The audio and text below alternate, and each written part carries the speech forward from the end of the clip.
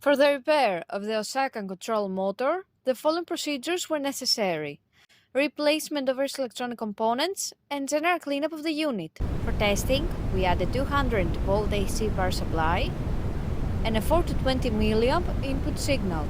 By manipulating the input signal, we see that the unit reacts accordingly and the actuator moves as the input signal rises and falls.